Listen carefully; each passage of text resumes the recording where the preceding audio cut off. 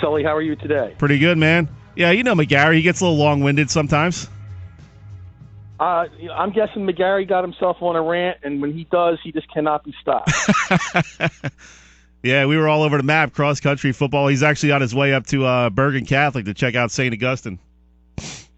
Yes, we will be walking the sidelines together. Oh, you're heading up there? I am making the trip up there. You know, I don't have as long of a drive as the guys from the prep do, and not nearly the drive, or a little more than double the drive McGarry does. But yes, I'm gonna go up there because I think this is a day where if St. Augustine can win this game, I think a statement can be made. Oh, without a doubt. And this might be the year they have all the pieces in place.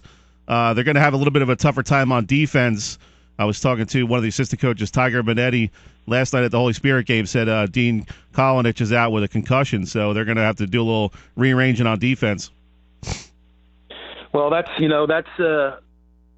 obviously going to hurt them, but at this point in time, you just got to go with the next guy there, and and roll the dice. So we'll see what happens. Do you know anything about Bergen Catholic? Have you talked to any reporters up in North Jersey about them? No, I haven't. I haven't even looked into that. And then at this stage, a first round game, and I'm not really looking to dig around and find out what's really going on. The only thing I know, and it's very, very minimal. In talking to an official yesterday at the Millville Cherokee game prior to the game, he kind of thought that it would be a decent game between the two teams. So, we'll see what happens. This is an opportunity for the prep to once again show how far they've come, and it's like I said, it's a shame that they have to go on the road to do it. But last time I checked, the field was still 100 yards long, and they still played 12-minute quarters. So at least that stays the same. So we'll see what happens. And like I said, I'm not openly rooting as a fan for St. Augustine to win the game, but I think if they were to win the game, it would be a huge statement for not only for their program but for South Jersey football. I thought you were one of these guys, up at 2:00 in the morning doing all kind of background research. No, running some charts and numbers. Not even close. Hey, even as sports reporters, we got to have some kind of life, right? I am way past those days. I'll tell you what, man, you got to be thrilled this week. Your boy, part of the Washington Township boys soccer team. What a run they went on. Yeah, as we digress to soccer a little bit, but Washington Township had lost 6 or 7 games, and at one point, they were not looking very good. They were playing top level competition, and if you look at the games that they lost and you kind of equate who they lost to, they lost to some very, very good teams. But even so, they just weren't playing well. But in this tournament run, they have played what I think is probably the best soccer that they have played all season. A lot better communication, a little bit more aggressiveness. I mean, they've always been pretty aggressive, but they've gone out and played some physical soccer, and they're scoring goals when they have to, and they're getting goals from different guys, and like I said, they're playing extremely well, and I don't think at the beginning of the season anybody probably thought this team would be here because of what they lost and the relative inexperience and youth that they had coming back. But they've done a real nice job in these last 4 or 5 games of getting back on track, and it's going to take a very good team to beat them. It really is. I'll tell you what, I think the turning point for them was that Mainland game in the coaches tournament where they got behind 4-0. They were kind of shell-shocked, but you really saw the talent they had when they came back and dropped 4 goals in the second half. They ended up losing that game 5-4, but I think that was kind of a wake-up moment for this squad saying, hey, we're a championship-quality team. Let's go out and play like it. You're not the first person to say that either, and that very well could be the point, because they had already been gone. They'd already lost one of their top players in Ethan Mueller to a high ankle sprain prior to that game, and another couple kids were on crutches as well, nursing some ankle injuries. And in that game, they lose arguably to that point in the season their best player in John D'Alessandro, who's really an all-state level player. And he's a heck of a player. He lost him to a knee strain and a knee sprain, and they rallied behind a team that is loaded with sophomores and juniors. So they showed a little something in that second half. They were in that game. I remember that they were pretty poor in that first half. They were pretty poor, and to come back the way they did, showed some character, and maybe that was the springboard, because you look at some of the teams that they lost to. I mean, they lost to Mainland, who's a South Jersey Group 3 champion. They lost to Cherry Hill West, the coaches tournament champion. They lost to Williamstown, coaches tournament runner-up, and then they lost a couple games to Shawnee, to Cherokee, to Eastern, all high-level Olympic American teams. So, the games that they've lost, they were to some quality opponents. There was no cupcake on the schedule. So, like I said, it's going to take a very good team to beat them. Hunterdon Central has won 5 straight games by shutout. So I think, if you look at it purely by numbers, it should be a very, very good game. I don't know who Hunterdon Central has played, so I don't know the quality of their opponents. But if you're a sectional champion and you're one game away from playing for a state final, you've got to be good. So it should be an entertaining game. It's going to be under the lights at Hopewell Valley. Probably be a little chilly out, so we'll just bundle up and see what happens. That's got to be a great moment for you as a dad. Take yourself out of being a sports reporter for a second to see your son be a part of a sectional championship winning team. What was his reaction? What did you guys talk about after that game? Well, from a personal aspect, my son didn't play a whole lot this year as a senior, but he knew that going in. So he kind of took on a little bit of a different role this year in that the coach really wanted him to be more or less the leader of the bench, because he wasn't going to get a lot of time. So he wanted to make sure that bench was energized up and into every game for the whole 80 minutes. And he kind of took that on his shoulders and really ran with it. So he's had a great time being part of the program, being part of this team, and serving maybe a different kind of role.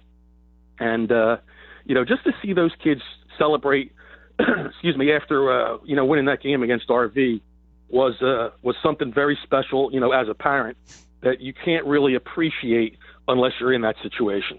And that's something I write about a lot in Glory Days magazine, just the experience of these high school kids. You're not always going to be the star player. You're not always going to be a player who gets a lot of starting minutes, but you can play a huge role on a team if you're willing to take that role. And when you see a kid do that, it's great to see them feel like a part of a championship team, and to be able to just experience that, it's a once-in-a-lifetime thing.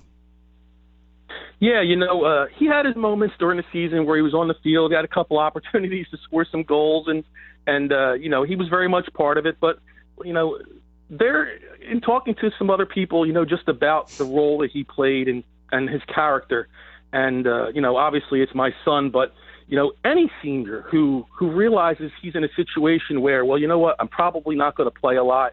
The coach told me I'm probably not going to play a lot. Why should I bother going to practice every day? Why should I bust my butt, for a team that I'm not going to see the field? And, I think in a lot of instances in something like that, that kid just very well may quit. He may say, you know what, I don't, it's my senior year. I'm going to have fun. Why am I going to waste 3 months, 4 months, 5 months sitting on the bench? Right. But he didn't do that. And, he's a pretty smart kid. He wants to go to Georgetown. And, I think just being part of the program was something that was pretty significant for him. Yeah, well, definitely congratulations to him. Kevin, before we let you go, let's talk a little football here for a few minutes. What stood out last night? Obviously, Shawnee taking down Clearview in overtime. What a heck of a game that was. Yeah, Shawnee, I got to think Shawnee plays a little bit of a chip on its shoulder at this point, because they should have been the 2 seed. They should have been the 2 seed, and maybe that's kind of behind them now. But to come back and then to win that game at home is obviously extremely important. But that was big. I didn't think I knew Clearview was decent. I knew Clearview would give them a game. I didn't think it would be that close, to be quite honest with you. I thought Shawnee might take care of business, before that, overtime even happened. But, that's a nice win for them, sets them up for a game with Timber Creek. And, that's a game I'm sure that they really want to play. And then, on the flip side, just to throw out a couple of games that really surprised me was, Highland goes into Cherry Hill West and beats West on the road. And, I know Highland lost to them early in the season, hadn't lost since, been on really, really a roll. But I kind of figured Cherry Hill West would take care of business at home.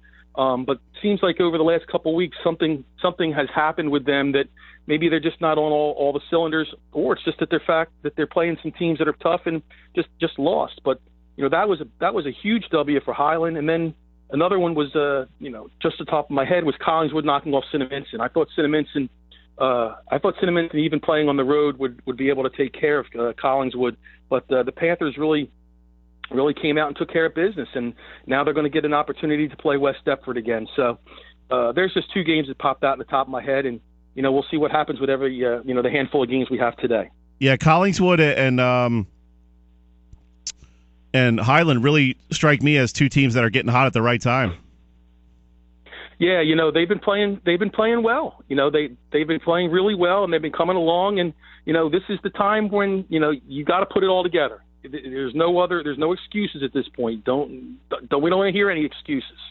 So, put everything on the field, lay all the chips on the table, and see what happens. And this is the time of year when these teams are going to. It's the time for them to do it. It's their opportunity, and that's just two teams that really took that decided they were going to take care of business, and they did. Talking with Kevin Minnick of the Courier-Post. Kevin, real quick before we let you go. Can anybody stop West Deptford? I mean, this is a team that dropped 60 points in their playoff opener, and they seem to me like a team that's saying to themselves, hey, we should have won a state championship last year. Let's not let it get away this year. Let's go out and prove how good we are.